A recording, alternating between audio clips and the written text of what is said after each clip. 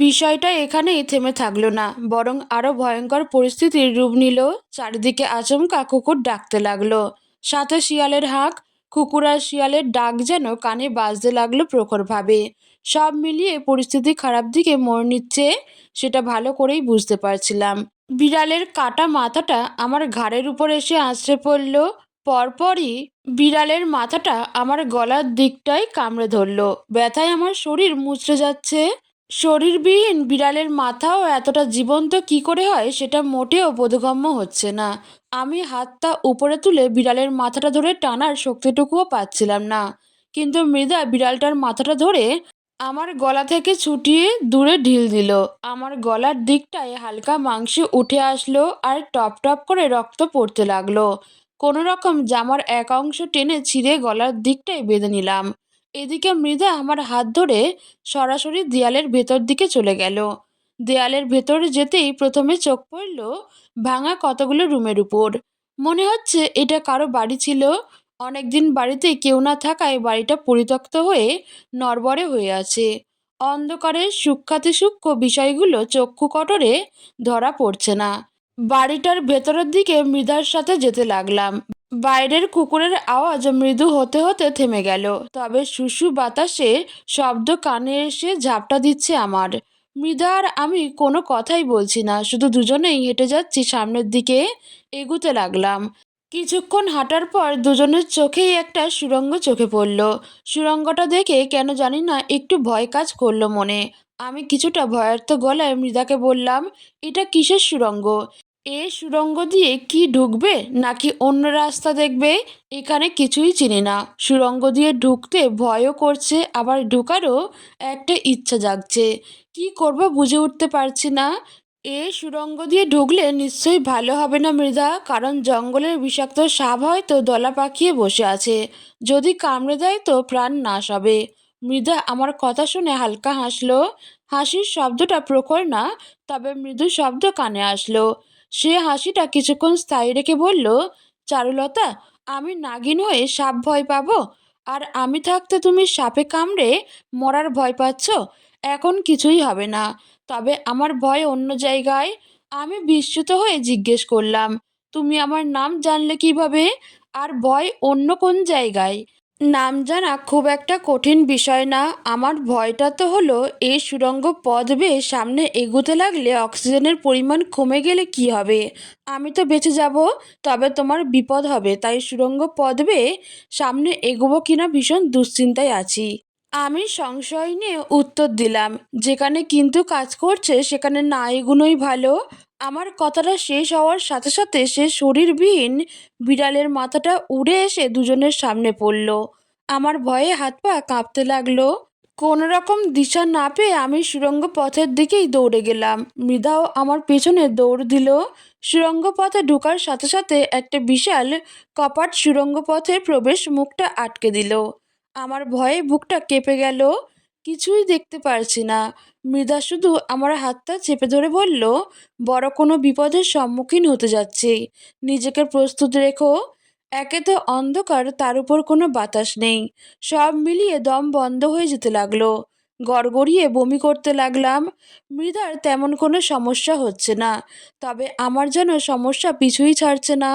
শ্বাসকষ্ট যেন আমাকে গ্রাস করে নিচ্ছে। ক্রমশই শরীরটা নিস্তেজ হয়ে যাচ্ছে। শক্তি যেন হাওয়ায় মিলিয়ে গেল আমার। মৃধা আমার হাতটা ভালো করে ধরে কিছুটা টেনে আমাকে নিয়ে সামনের দিকে এগুতে লাগলো। আমি পাটা হ্যাঁচড়াতে হ্যাঁচড়াতে এগোতে থাকলাম। এভাবেই অনেকটা পথ পার করলাম। দমটা যেন বারবার আটকে যাচ্ছিল। অনেকটা পথ পার হওয়ার পর লক্ষ্য করলাম একটা আলোক রশ্মি সুড়ঙ্গে এসে প্রতিফলিত হয়েছে। আলোক রশ্মিটা দেখে মনে হলো হয়তো সুড়ঙ্গের শেষ দিকে চলে এসেছি। তবে আমার ধারণা পুরোপুরি মিথ্যা প্রতীয়মান হলো, কারণ আলোর রশ্মির কাছে যেতেই দেখলাম সুড়ঙ্গটা তিনটা রাস্তায় বিভক্ত হয়েছে। এখন দুজনেই দ্বিধায় পড়ে গেলাম, কোন রাস্তা দিয়ে গেলে এই সুড়ঙ্গের শেষটা পাবো। আমি আমতা আমতা করে বললাম, মৃধা, এ কোন জায়গায় এসে পড়লাম? এখানে আলো আছে, তবে আলোক উৎস নেই। রাস্তাও তিন খণ্ডে বিভক্ত। কোন দিক দিয়ে গেলে ভালো হবে বুঝতে পারছি না। মৃধাও বেশ দু টানা নিয়ে জবাব দিয়ে বলল, একটা পথ ধরে এগুতে থাকি, দেখি কি হয়। আমরা ডানে বা বামের কোনো পথ ধরে এগুলোম না, এগুনোর জন্য সামনের পথটাই বেছে নিলাম। এখন আমার শ্বাসকষ্টটা আগের চেয়ে কমেছে। দুজন একটু সামনে এগোতেই একটা মাথাবিহীন লাশ হেঁটে আসতে লাগলো আমাদের দিকে। ভয়ে আমার হাত পা কাঁপতে লাগলো। পেছন দিকে দৌড়াতে নিতে গিয়ে দেখলাম সুড়ঙ্গটার পেছনের দিকটা একদম সংকীর্ণ হয়ে গেছে, যার দরুন পিছনে ফিরে যাওয়া দুজনের পক্ষে সম্ভব না। এদিকে মাথাবিহীন লাশটাও আমাদের সামনে, লাশটার দেহটা উলঙ্গ, কোনো নারীর লাশ এটা। আমাদের দুজনের মুখ ভয়ে চুপসে গেল। তবুও সাহস করে স্থির দাঁড়িয়ে রইলাম। লাশটা ঠিক আমাদের কাছে আসলো, এসেই দুজনের গলায় চেপে ধরলো। দমটা আটকে যেতে লাগলো দুজনের। তবুও হাতটা নাড়িয়ে শরীরের সমস্ত শক্তি দিয়ে লাশটার হাতটা ধরে মুচড়ে দিলাম। মুচড়ে দেওয়ার কিছুক্ষণ পর লাশটার হাত খুলে আমাদের হাতে চলে আসলো, আর লাশটা থুবড়ে মাটিতে পড়ে গেল। চিৎকার দিতে চেয়েও যেন গলা দিয়ে কোনো আওয়াজ বের হচ্ছে না।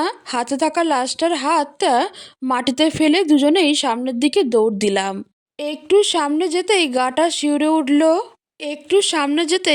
শিউরে উঠল, চারপাশে কাটা মাথার বিস্তরণ।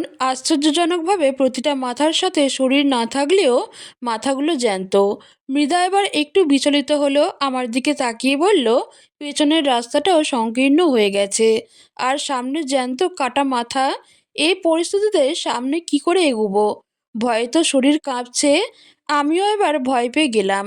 ভয়টা মোটেও দমাতে পারছি না, শরীর কাঁপতে লাগলো। কাঁপুনিটা ক্রমেই বেড়ে চলেছে আমার। তবুও সাহস করে বললাম, এখানে দাঁড়িয়ে থাকলে এভাবেই মারা যাব, এর চেয়ে বরং লড়াই করে মরি। সামনের দিকে এগুনো ছাড়া তো কোনো উপায় দেখছি না, সামনের দিকেই বরং এগিয়ে চলো।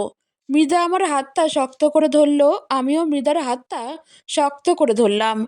মৃধা না থাকলে হয়তো এ পথ পাড়ি দেওয়া আরও কষ্ট হতো। দুজন দুজনের হাতটা ধরে সামনের দিকে এগোতে লাগলাম।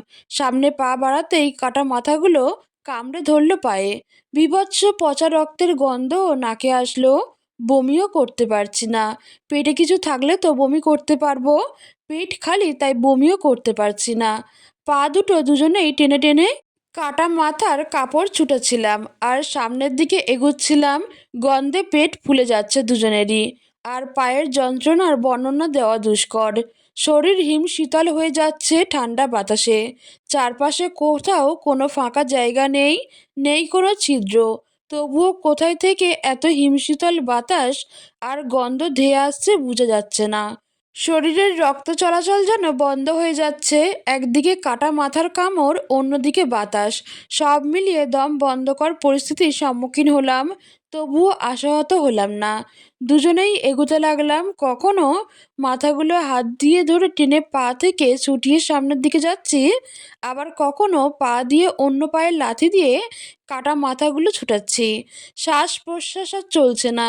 প্রায় 15 মিনিট এমন দম বন্ধকর পরিস্থিতি পার করে একটা খালি জায়গা পেলাম। জায়গাটা এবার বেশ প্রশস্ত মনে হলো। হিমশীতল ঠান্ডা ভাবটাও এই জায়গায় আসার পর চলে গেল। কিছুটা স্বস্তি যেন মিলল। জায়গাটায় বসে দুজনেই দম নিতে লাগলাম।